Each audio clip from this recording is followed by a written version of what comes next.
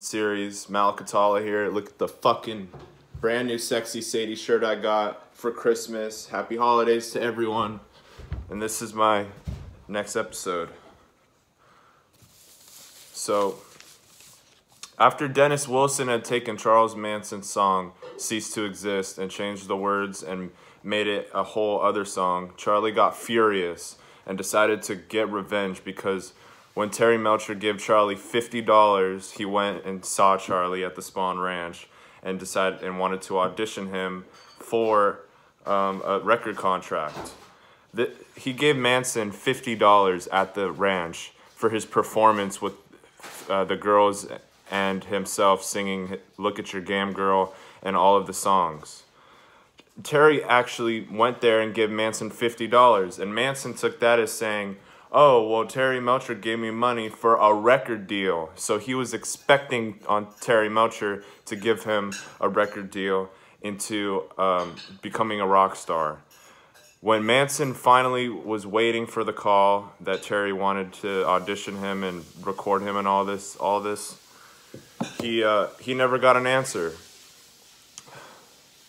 So Terry Melcher promised him a recording contract and it didn't come through. Manson goes looking for Terry at his former home, 10050 Cielo Drive. Manson goes to the house and is looking for Terry. Manson is stopped by Sharon Tate's photographer, Sharon. They get into an argument, and he's on the property of Cielo Drive.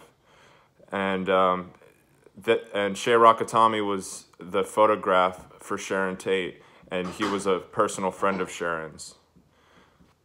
Manson does not find Terry Melcher at the house. What he does find out, though, is that Sharon Tate and her famous movie director husband, Roman Polanski, have moved into the Cielo house where Terry Melcher used to.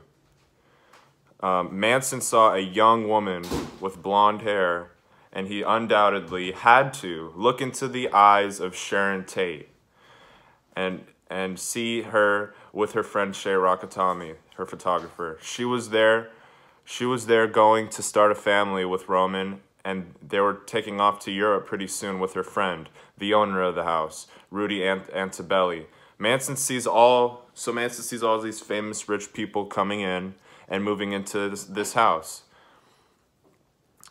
And Sharon later would say, who was that weird man that saw us and came to the house? Who was he looking for? What was his business? She called him a strange man, Sharon. So that means that Manson and Sharon Tate had to look at each other at one moment in time.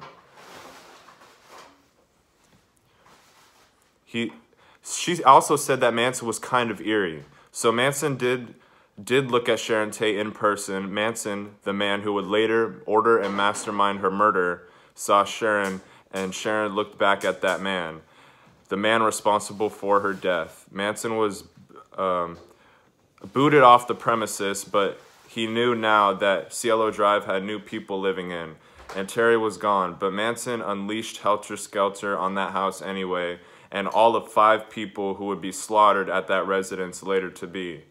Sharon asked Sharakatami, her friend, about the strange man she had saw. Charlie Manson would go so far that there was no turning back. It was like he had to live his own legend. He would orchestrate so intelligently how to gain control over his followers and other people to do his dirty work. He was their king. They were killing for him, and they would do anything that he asked.